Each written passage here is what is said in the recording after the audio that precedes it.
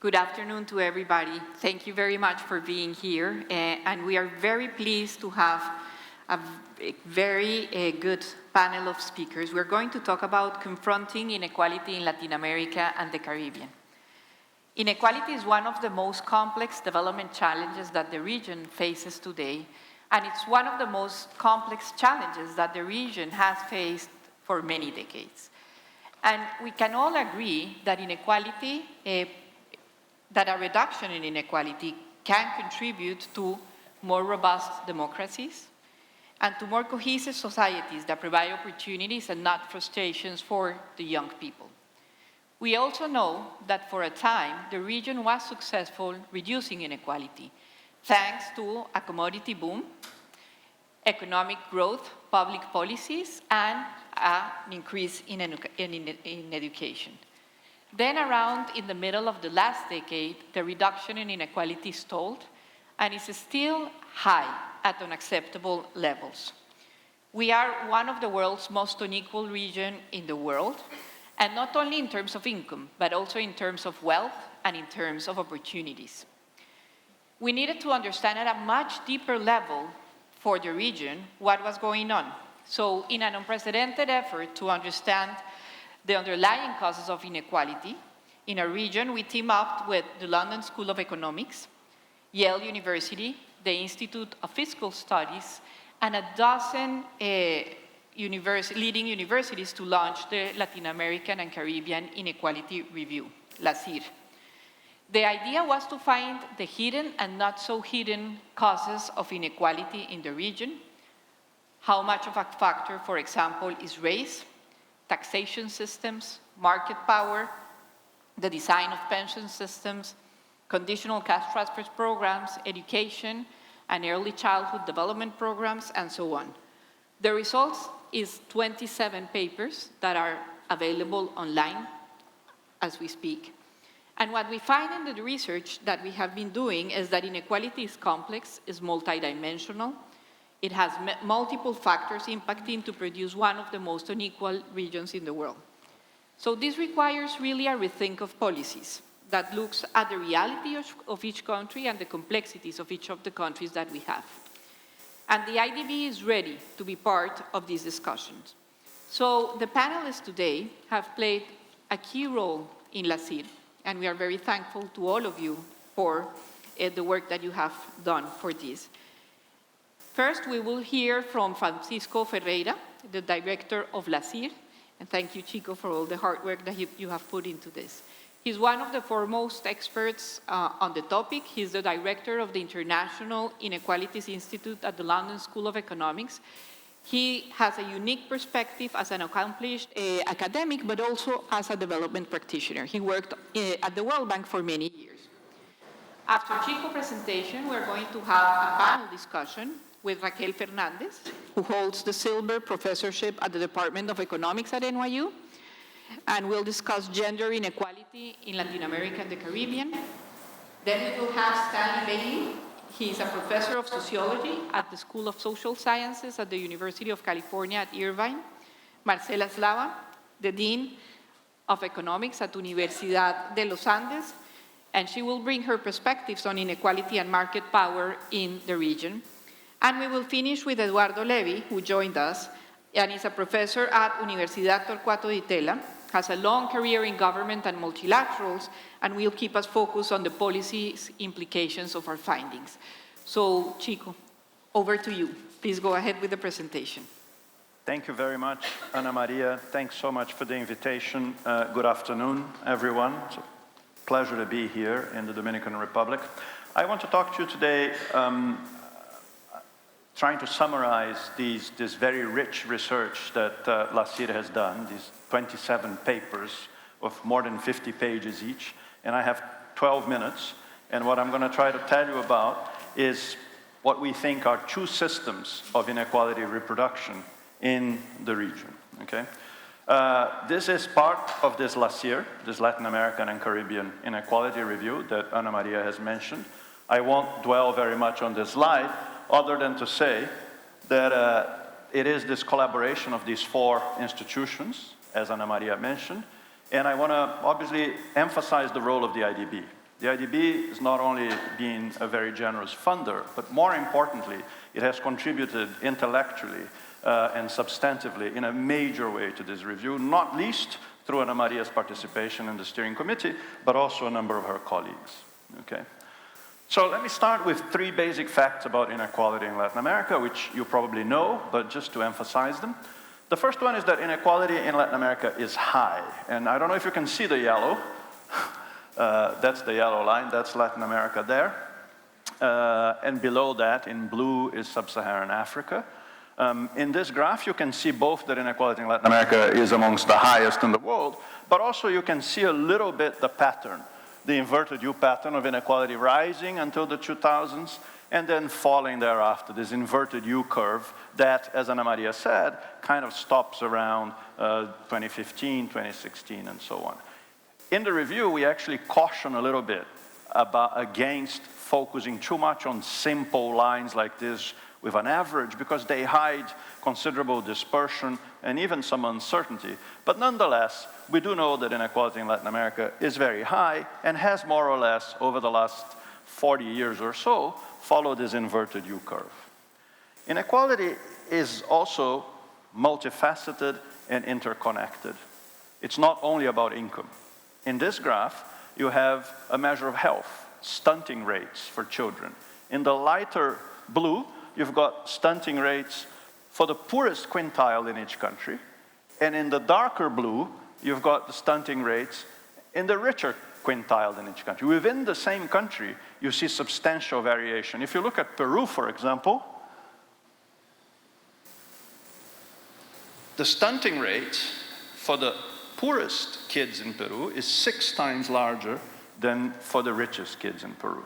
So aside from the variation across countries, there's variation within countries, and it is associated with income inequality. So 2 messages to take away from here: inequality is multifaceted, but it's also correlated, interconnected. And those who do better in income tend to also do better in health and education. Third fact about inequality in Latin America: although we often focus on inequality between people, not all people are or look the same, and there is a substantial component of inequality in this region, which consists of horizontal inequality. That is, it's amongst people of different races, different ethnicities, different genders, different ability statuses, and so on. This graph, which is taken from a paper by Stanley and his collaborators, shows at the top, they have information on skin color, and the letters represent age. There's a lot of detail here, but the main message you can see is that whites tend to be at the top here, and the black and indigenous at the bottom. This is income per capita, household income per capita for different races or skin colors from the LAPOP survey. So you see substantial distinctions by race in this region, okay? So those are 3 facts. Now, how come in the region this system reproduces itself? So I want to talk to you about 2 cycles. The short cycle is at a human scale, an individual scale, and it kind of follows the life cycle, okay? So in this graph here, we have, in orange, the Latin American countries. On the horizontal axis, you have income inequality, the Gini, and on the vertical axis, you have what I call inequality of opportunity. That is, the share of inequality that is inherited from our parents, but also due to race and sex and so on. So you see this positive association. Countries with more inequality tend to also have more inherited inequality. We are not quite South Africa, but we are doing sort of the worst here, aside from South Africa, okay?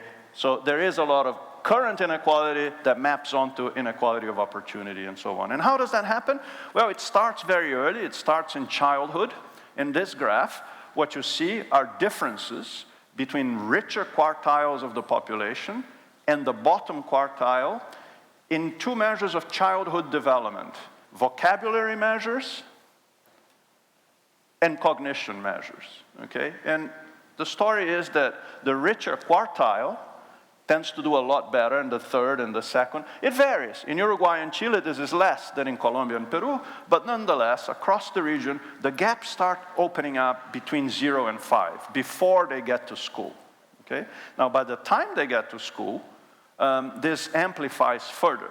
This is a graph from a paper by Raquel and her co-authors, And what you've got here is the premium in terms of the probability of finishing university, of completing tertiary education, from having parents who finished upper secondary, or having at least one parent who finished university themselves.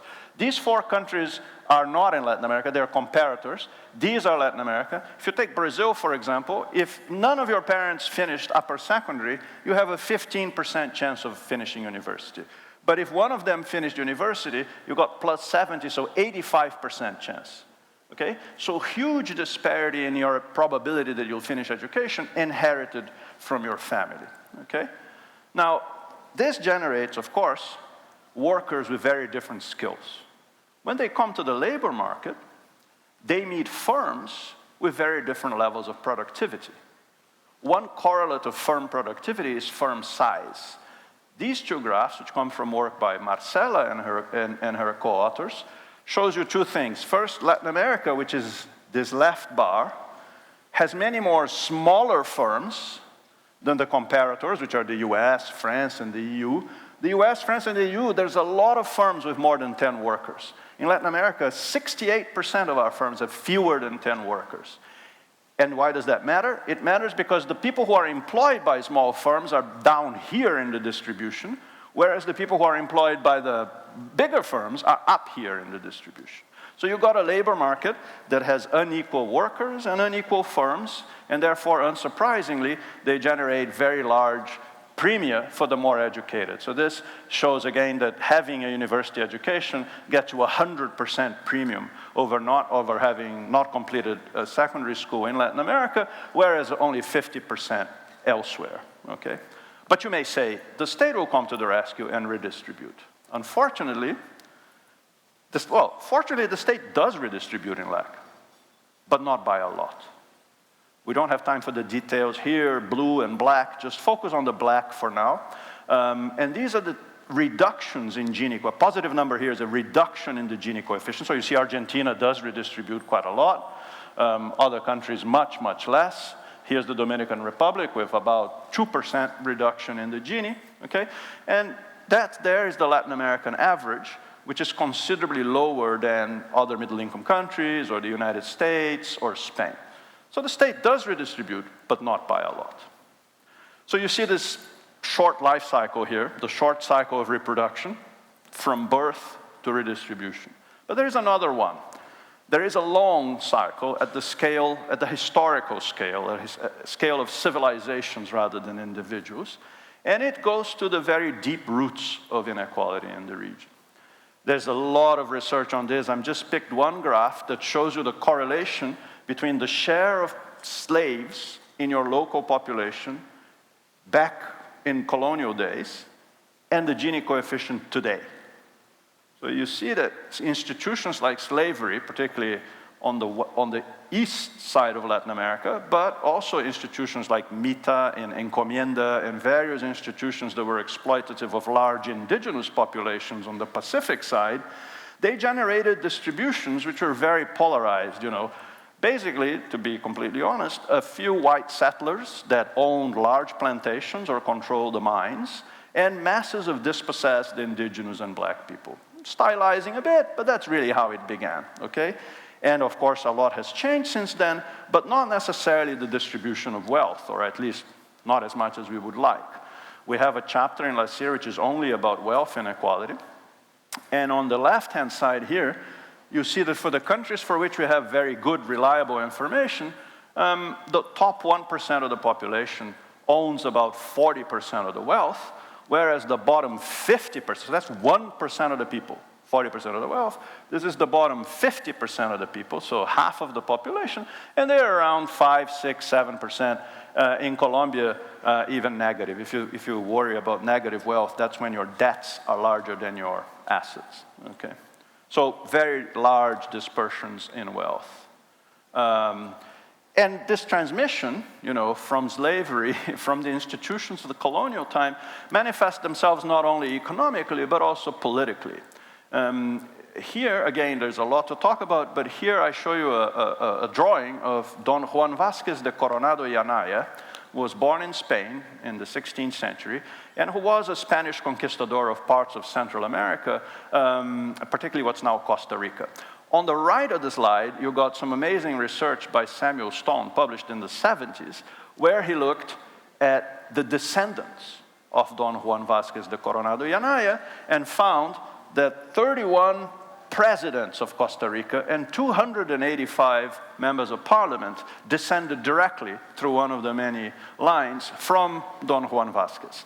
Okay? So you can see a little bit that persistence. Now, one manifestation, and here I'm being very selective, one manifestation of this in terms of our social contract is that we have an elite that doesn't really depend on the state. The state in part redistributes little because our elite substitutes for public services with private services. On the left here, you've got the proportion of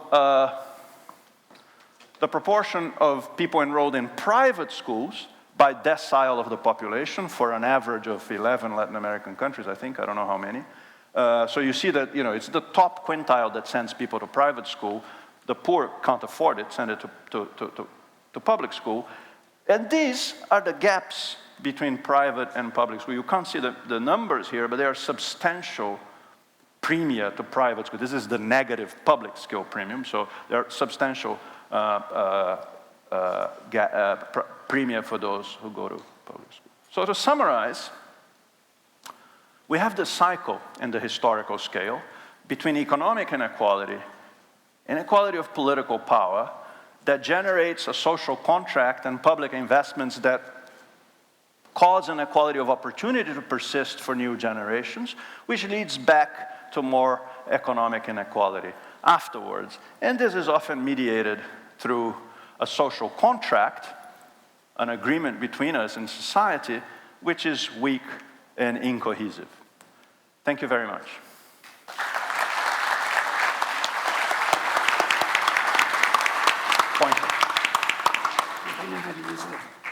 Chico, thank you very much for a very good presentation, fascinating presentation, but I would say too an urgent call for action on what the region really needs to tackle.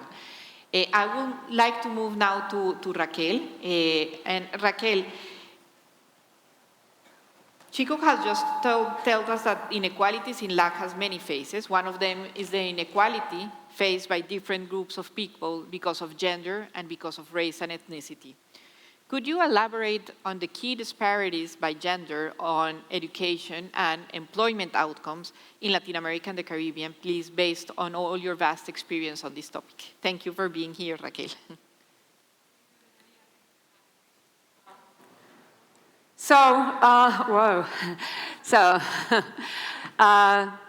Obviously there's many facets that one could talk about with respect to gender inequality.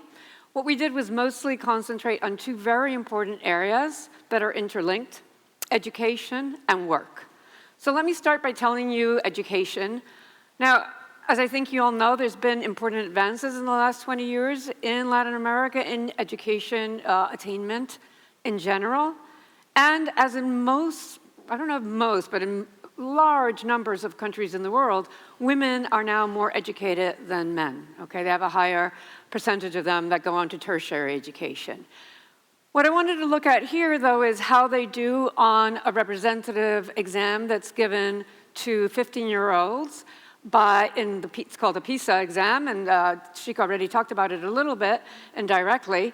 And it's given to middle-income and high-income countries in the region. And as you can see on your graphs over here,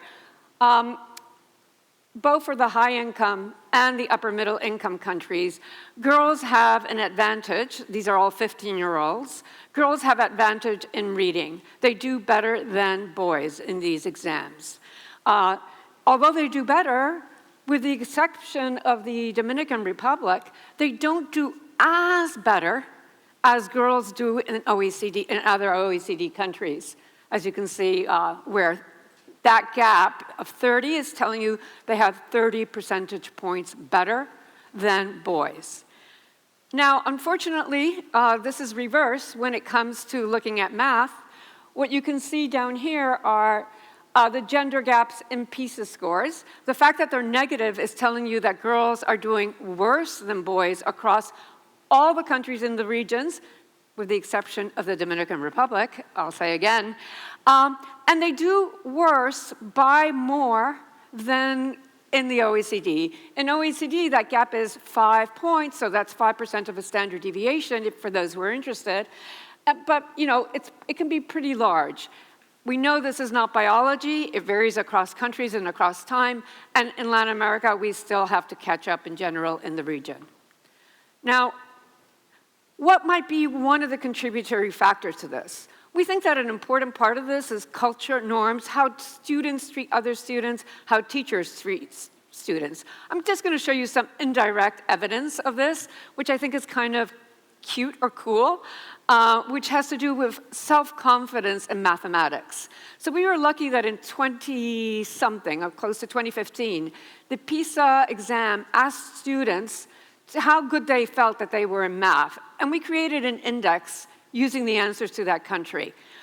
What you can see here is that for the same test score, boys always, in general, on average, say that they are more self-confident about their abilities in mathematics than girls do. This is true no matter what their score is. It's true that both boys and girls become more self-confident as they do better. This is prior to knowing their test exam. But on average, the blue line is below the yellow or the golden line, indicating that's true in Latin America. This is true elsewhere. The same graph over here is showing you the gap in self-confidence in mathematics in OECD countries, again, averaged. So now I'm going to turn to the link between work and education. This is a bit of a very Christmassy color, unfortunately, graph, but let me just take you through it. I know it looks pretty overwhelming, but it's not. Okay, so what we've graphed over here is the difference between the labor force participation of women minus men. So negative numbers mean that women work less than men. Now, women work less than men by education across all the countries in the region, but the gaps are especially large as we move from high-income countries to upper-middle-income countries to lower-middle-income countries. Furthermore, the gap becomes larger as you move from the purplish lines, becomes smaller as you move from the purplish lines, which are people who have less in high school, to the red lines, which are people who have high school, to the green lines, which are people who have tertiary education. And as you can see, some countries, just to point out a few, especially in the lower middle income countries like Guatemala, Honduras, and Nicaragua, have gaps of 54 percentage points for people who are less than high school educated. So very important gaps, and education matters for how large these gaps are. If you want a comparator, you can look at the United States, which is those black to gray lines over there. The gaps, of course, exist in the United States, but as you can see, they're substantially smaller for everyone except for college, which tends to be much more similar, people who have tertiary education, much more similar across the region, but not for people who have secondary educations and less than secondary educations. There it's much smaller. So now I want to talk still some more about labor force participation, but I want to show you how things have kind of improved in terms of how much women work as we go through different cohorts. So again, this might look like a bit of a confusing graph, and it's not. Okay, so let me take you through it for a second. What you see in the different colors lines there are different cohorts of women. So for example, the red triangles that tend to be on the bottom, that's how much women worked if they were born in the 1930s, so 1930 to 39, as they became older from the 5-year intervals, from 20 to 25, 25 to 29, 30 to 35, etc. So it's showing you their life cycle, the life cycle in some sense that Shika was talking about. This is the life cycle in terms of work. And as you can see, I'm giving you 2 countries here. As you go up, to the more recent cohorts, the most recent one was born in the 1980s here, you see an increase in labor force participation here for Brazil and for Argentina, okay? Now, unfortunately, this increase in participation is not true everywhere. So let me show you two different cases. In Mexico, you kind of see the same stagnation in terms of labor force participation that you see in Argentina. But whereas Argentina has stagnated at around 60, 70%, Mexico has stagnated at around 40 to 50%, which is a really low level of work. Other countries, like the Dominican Republic, have actually decreased their labor force participation. So in particular, the green line here is people born in the 70s. The red line here is people born in the 80s. They're actually working less than what they used to work for women 2 decades ago at the same age. So rather disheartening, I have to say. And then just to show you that, you know, yes, we can get stagnation in terms of labor force participation in advanced countries like the United States. As you can see, there's not been much of an increase in labor force participation in the US. It's kind of stagnated around the high 70s, while Latin America has stagnated at lower levels. And the stagnation in the US is not destiny. Here is Spain.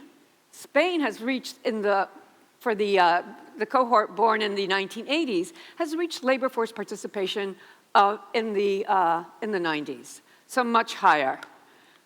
I'm going to show you one more thing, and I think I'm out of time. I just want to show you one of the important causes of this. And one of the important causes of this is what happens to women when they have children.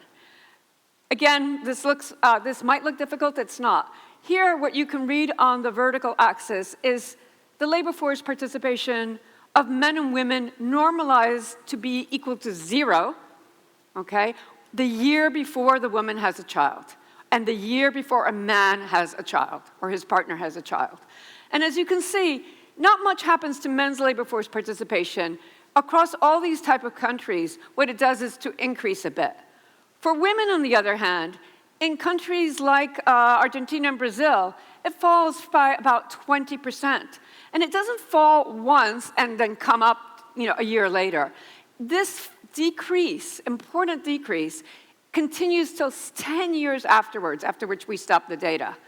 This is same is true for upper middle income countries and really huge, at least for the first year, for the lower middle income countries. I want to prompt you to ask me what we can do about this, but I have to stop now. Thank you.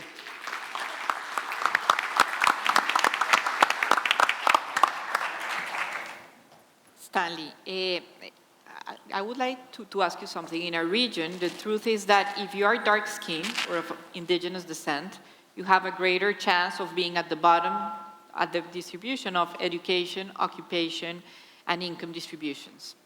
And this is the case in most countries in the region. Tell us what your research suggests.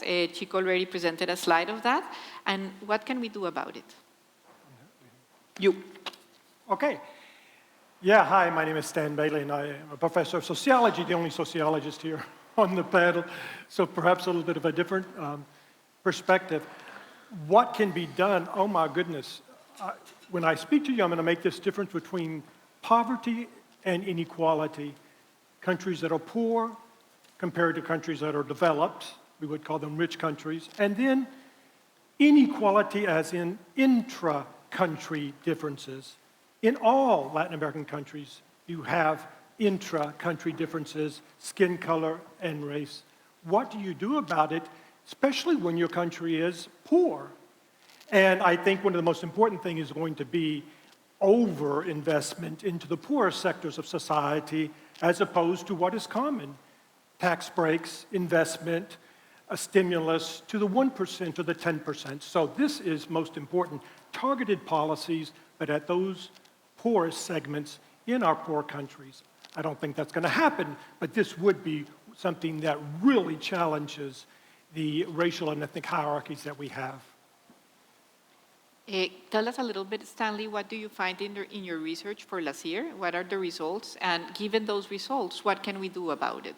How can we reverse it? Well, so the results are overall pessimistic, right? We use several measures of what it means to be a racial or ethnic individual.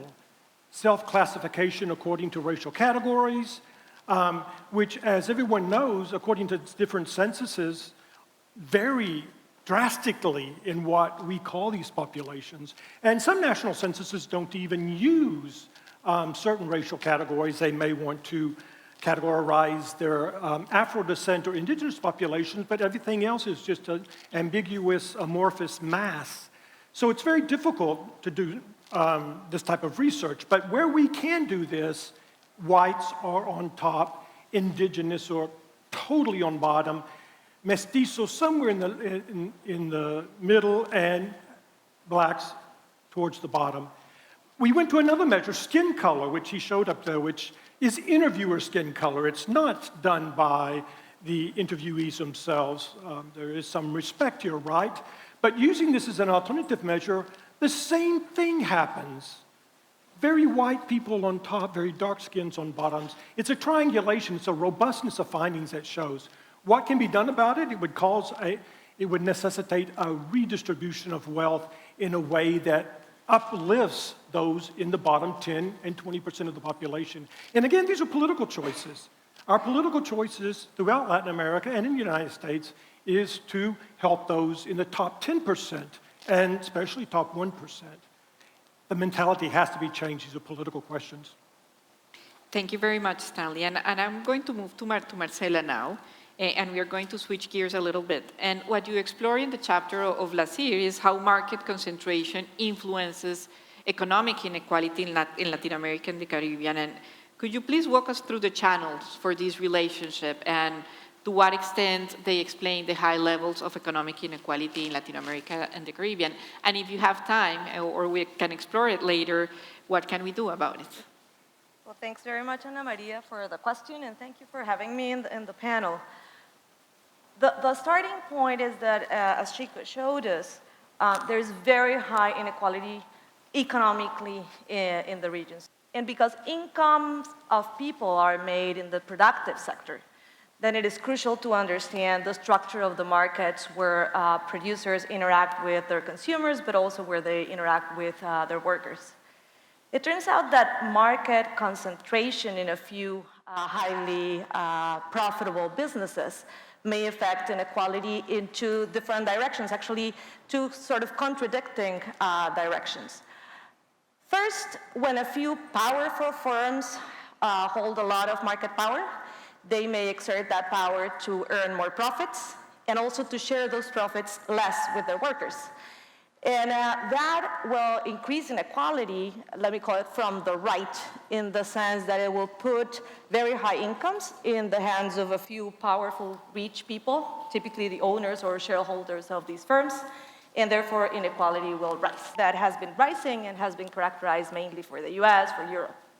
There's a second direction in which market concentration or the degree of market concentration may affect inequality. And it is actually, and somewhat surprisingly, that if you have a lot of market fragmentation, that is to say that markets are fragmented in lots of tiny firms, then you may also increase inequality. And the reason for that comes from what I'll call from the left of the inequality or the distribution of income. The reason is that when you have lots of tiny firms, then a lot of the employment is concentrated in those tiny firms. And those tiny firms will typically be less productive and thus generate less income. And so that means that you're going to have a lot of the employment in the country concentrated in firms that generate low incomes for those people. And so that will also imply a very large mass of people with low incomes, some of them even in poverty. So both phenomena from both extremes of market concentration will increase inequality. What we find in these set of papers is that both phenomena are present in the region. And so both phenomena contribute to the region having high inequality. But it turns out that it is in the latter, in the market fragmentation side, where the region is peculiar. So if we think of from the right side, you will find that there is market power in the region. There is high market power in the region. that, of course, does contribute to high inequality. But what is somewhat surprising is that market power is not higher in the region than in countries that are similar in terms of GDP per capita, but they are less unequal. That is to say, market power contributes to inequality as much as it does in other countries with similar levels of GDP, but which are less unequal. Where Latin America is different from those countries where we find reasons that can explain why Latin America is more unequal is actually in the side of more fragmentation. So Latin America has more employment concentrated in very tiny businesses. As Chico showed at the beginning, 70% of the workers in the region work either self-employed or in businesses that are 1 to 4, 1 to 10 employees, and only 30% in businesses that are not huge, not large, but over 10 workers. So that outstanding feature of Latin America is contributing to more inequality. When we compare it to countries that are, again, similar in GDP per capita terms, but with less inequality, what we find is that that large mass of people in those very tiny businesses with low productivity and that also earn very low incomes in these other countries is not opposing in the sense of these people, of their people being in larger corporations, but actually in a more robust SME sector, small and medium enterprises of 10 to 50 workers. That's the kind of segment that Latin America has not been able to breed as much as other regions, and that could generate higher incomes and less poverty in these countries.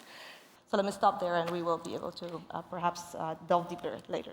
Thank you, Marcela. So I think it's quite evident that we have inequality across the life cycle of our population, and when that interacts with labor markets, it really makes it a very persistent phenomenon. Stanley, you wanted to raise another point, so please go ahead, and then I go to you, Eduardo. Yes, so there are many strategies to try to reduce what we would call interracial inequalities. But I'd like to point something out here. I studied all of Latin America and adding in the United States as a case, both skin color and racial categories.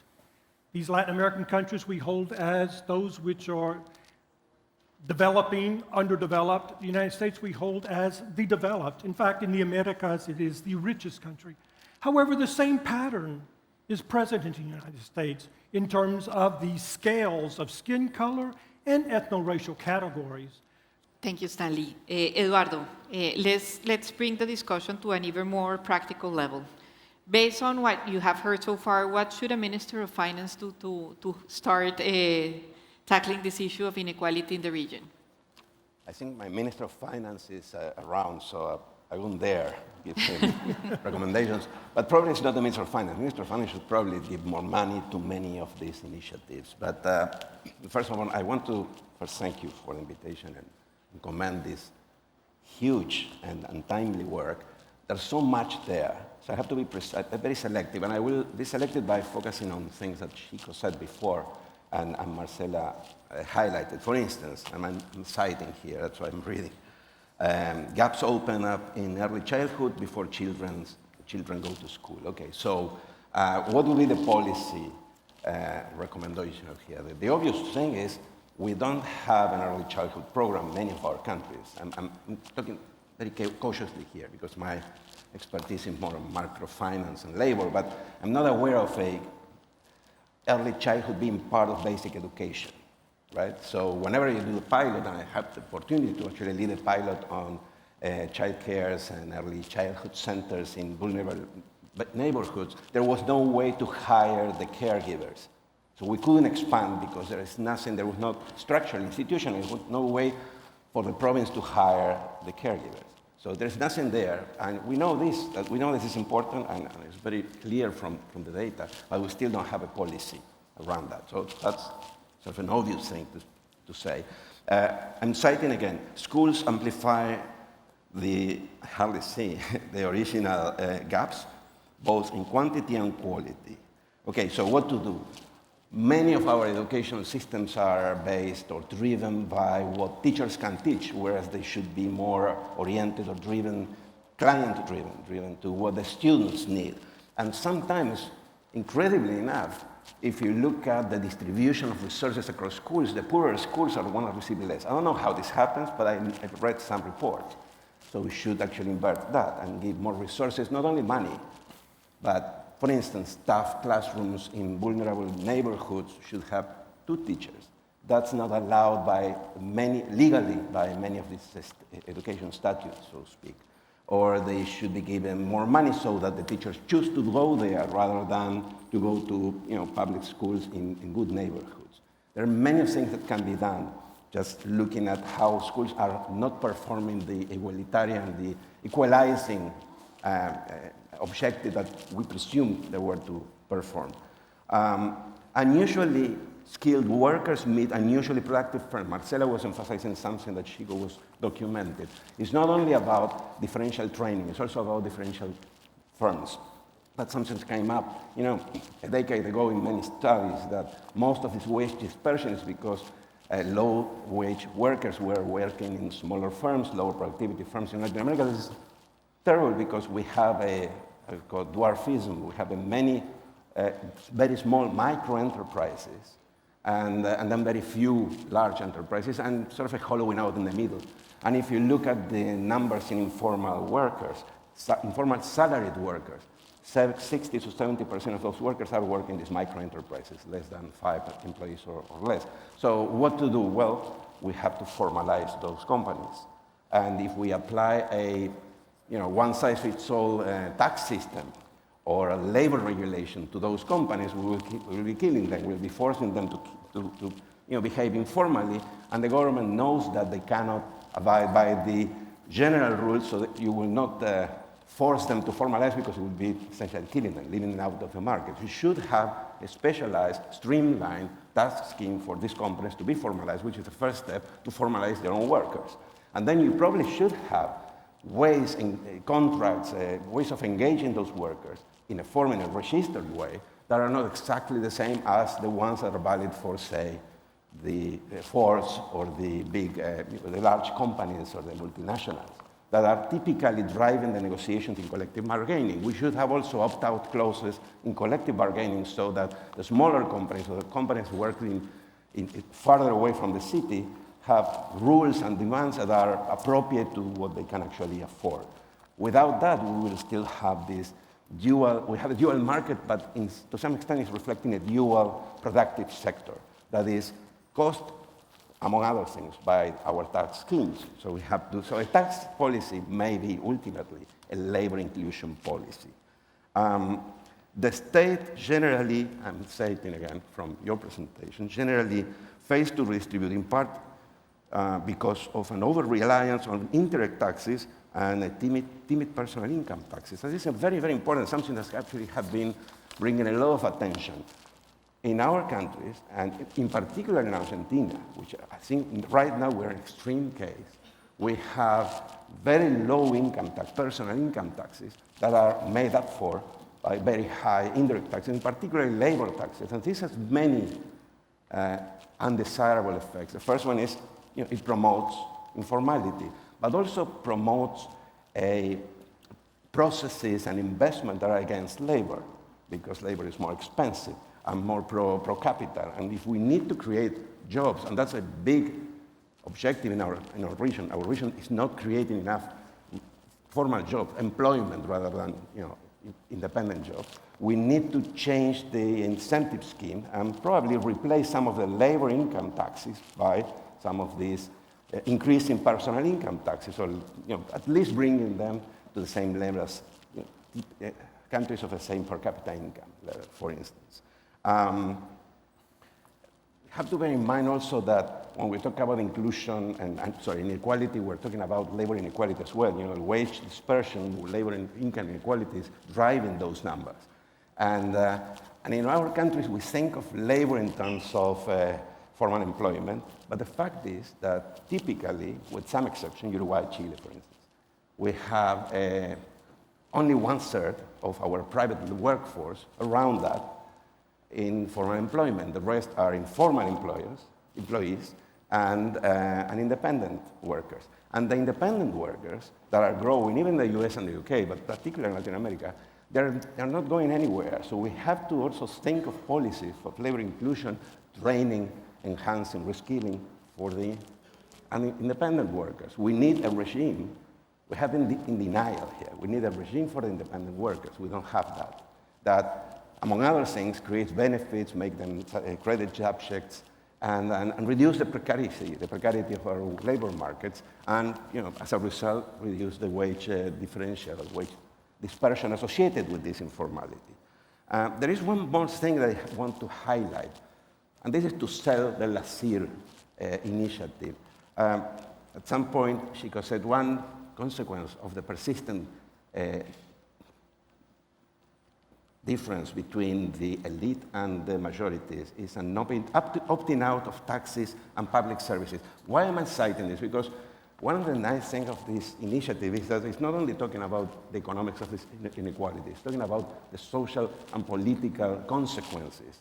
It's actually mixing all into one because they are actually interrelated, right? And it's highlighting, and I invite you to read each of these 23 papers, maybe 27 papers, because they have a discussion of, for instance, social aspects, such as how inequality fits back into a dual segregated society, something that Chico actually showed in terms of schools. But we have a gradual privatization of health, of security. People are opting out of society. This is terrible in political terms because it also has people vote differently and have a different view of liberal democracies, for instance. So it's all interrelated. And there's also some development aspects that are highlighted in some of these papers. Because if we have wage inequality, labor inequality, poor people working in low productivity jobs, we are growing less. And we have a wider fiscal deficit. We're growing less because the same people are producing less, and we have a wider fiscal deficit because these people are not contributing, if they're informal, to the social security system, and they are paying fewer taxes. And at the end of the day, our macroeconomic crises that are one of the reasons why we keep producing more poor are caused by the same inequality. So there is a vicious circle that this incredible amount of material they have produced is actually highlighting and putting light on. So, and I stop here, but again, congratulations and keep on. Thank you very much, Eduardo. I want to open the floor for these questions from the public, but while we receive some questions, I'm going to ask you something, Chico, to move to the part of the questions from the public. What can institutions like the IDB do to develop comprehensive strategies for reducing inequality and promoting social inclusion in the region? Just a brief answer to that, sorry. Me? Yes, please, before we open the questions to the public. Well, I think a lot of the things that were said in the panel, Ana Maria, are very resonant. I mean, at the IDB and in the governments that you at the IDB advise, to simplify a little bit, do three things, right? They tax, they spend, and they regulate. So telegraphically, since we don't have a lot of time, on taxing, there was a slide I had but didn't show because of the time, but thankfully Eduardo mentioned it, which is that actually we in the region tend to tax too much on the indirect taxes, which can be made to be more progressive, but typically are not. And we tax too little, certainly compared to the OECD, too little on personal income taxes, which are more progressive. So we should invest, and we can do it. Argentina and Brazil do. Other countries do much less in terms of personal income taxes. So we can look at the composition of the taxes. That's point one. On regulation, Ana Maria, two things. And again, I don't have time or the expertise, but at the top end, we have the same issues as some of the richer countries with market power and monopolies and so on, which Marcela referred to. And those we can think about. But what's particularly pertinent to Latin America is at the bottom and middle end, and that is informality, which again, various people in the panel talked about, Eduardo and Marcela in particular, that I went through 13 minutes on Latin American inequality without mentioning informality is unforgivable. Informality is a central challenge to the region. Some of it comes from skill dispersion and so on. Some of it probably comes from the way we regulate firms entry at that level. So that's something we need to focus on. On spending, you know, we could go on forever there, but I think Stanley made the point already that, look, families, we love families, okay? We love our families, but they help reproduce inequality a lot because richer families are able to impart much more advantage than poorer families are. So the schools and health systems and so on should be offsetting that. They should be, we should be in a world where poorer kids go to better schools. Just think how unlikely that is in any of our countries, and you've got the challenge. Thank you very much, Chico. They are telling me here that we don't have more time for questions, but I would like each of you to have 1 minute to end and to tell me if you would like the audience to get something from this panel, what would you think it's important about what we have just discussed here? 1 minute each for that. I start with you, Stanley, and we will all the way there. Yes, I think that the only way to really revert situations of inequality among ethnic and racial populations is this massive investment in education. Can you imagine our best schools being for Afro-descendants or indigenous persons? They could be, but this is a political decision. Can you imagine having the type of wealth that the United States has in Latin America, what we could do to overcome ethnic and racial inequality? But the United States can't do it again. So again, it's a political question. I would hope that we come away from here knowing that all things are possible, even in poor countries, if we don't follow the wrong models. And we understood that we need to point inward and know that our populations are precious, Latin American ones, and aim for them. And I think something can be turned around. Race-targeted policies has to be a part of it. Indigenous policies have to be a part of it. But political solutions are there. Marcela. I would say that we need to focus on the fact that we cannot fight inequality in Latin America without developing a more robust, productive sector. That also means fighting with informality, but I'm less friends with the word formalizing, in the sense that I don't think that the problem is to have the same productive sector and making it formal or making it abide by the rules, but to create the capabilities for that productive sector to get closer to abiding with the rules, but also aligning the rules better with the realities of the productive sector. Both things need to be done. Creating better capabilities will take longer time.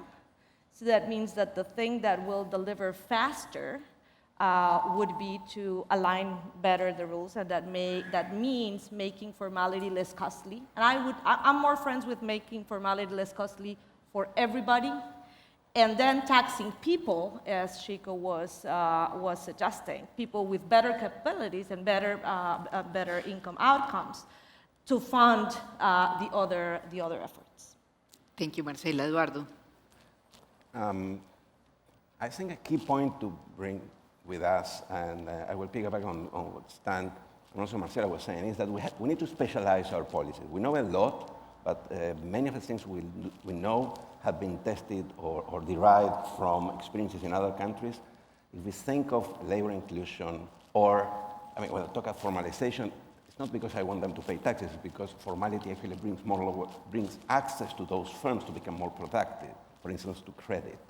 So, but what I'm trying to say is we need to know what we are dealing with. Our labor markets are different from Europe or the US. When I've tried, and actually I'm trying right now, to go forward with labor training or labor reskilling in our countries, we have a big chunk of workers with no skills, no track record, no labor habits, and we have to adapt what we know to our special cases, because otherwise, you know, the same intervention was successful in a developed country will fail miserably, and typically does, in our own region. So specialization is important for labor policies, for productive policies.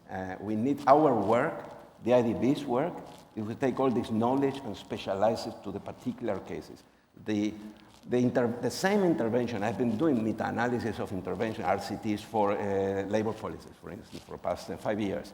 The same intervention can give very different results depending on how it is implemented, and that implementation includes the specialization, the way in which you select your target, who is the guy that actually is implementing, know your universe. That's the first thing I want you to take away from this.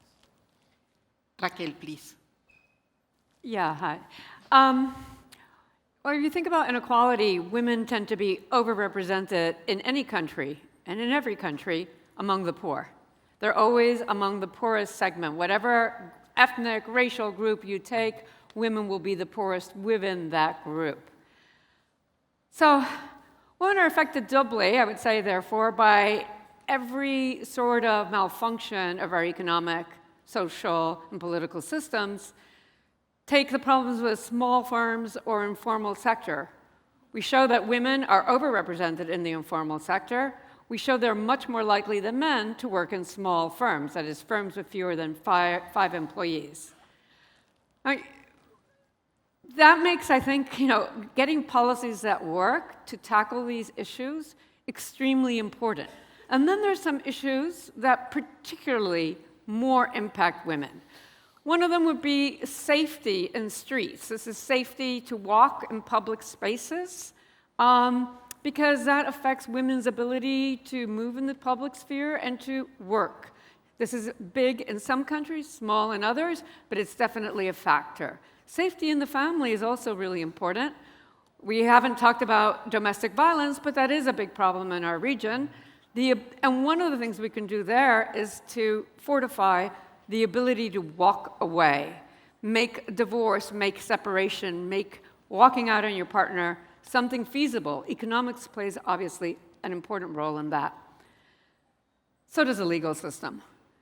And then, something that we know works from a variety of countries in the region, but we would want to know for other countries, like I don't know much evidence for Guatemala or for Honduras, is the availability of good, relatively cheap, so subsidized, childcare. So that is a really important issue to get our countries to be more productive. And then, of course, it ties into everything else, because we don't just want productivity then to going into more self-employment or working in small firms. All these are problems that need to be tackled relatively simultaneously, but perhaps not all. And if you ask me which one I would tackle, I think I would tackle the childcare issue first. Thank you. Thank you, Raquel. Chico. I didn't want to repeat anything, but just want to emphasize the importance of childcare that I very much agree with. And it's one of those things that we like to call win-win. I don't like the expression a lot. But if you do high-quality childcare, you're working for the benefit of the children as well as enhancing labor force participation abilities and the freedom of women. But what I wanted to say before Raquel said that was just to be a little bit provocative and to say that, we all emphasize education and health and what generally people like Jim Heckman call pre-distribution. That is, distributing by investing in the young before they get into the labor market. But the countries in that graph that I showed that had current inequality against inequality of opportunity, countries that close to the origin, the blue countries that were doing well, they also redistribute a lot of income through taxes and transfers to poorer families. That brings the poorer families closer to the richer families and enhances the ability of poorer families to invest in their kids. So in my own, I've become probably less radical in many ways as I get older, but one way in which I have not is that I actually think pre-distribution alone is just not going to shake these systems. And we need to be pretty radical in embracing redistribution. Now, whether you do it the way Argentina and Brazil have done, I'm not sure. But we need to think about this substantially. Thank you very much, Chico. So with this, we are going to end the panel, and I think we have three very important messages. The first one is what we already knew. Inequality is high in Latin America and the Caribbean, and is high in terms of income, wealth, and opportunities. It is also cutting across horizontal groups. So within groups, we have some that have less income than others. We also find that there is this interaction between labor markets, capital markets, and good markets that interacts with inequality, and therefore it makes it a more complex phenomenon to tackle in Latin America and the Caribbean. And what we have is that we can do something about it. The region has already reduced inequality. We can invest in our population, pre-distribution, as Chico was mentioning, investing in early childhood, investing in education, but we also can do many things through our tax and through our fiscal systems, through better tax systems and spending systems. And as I said at the beginning, the IDB is ready for this discussion, to take part of this discussion and to support all the countries in the region to tackle this problem. Thank you very much.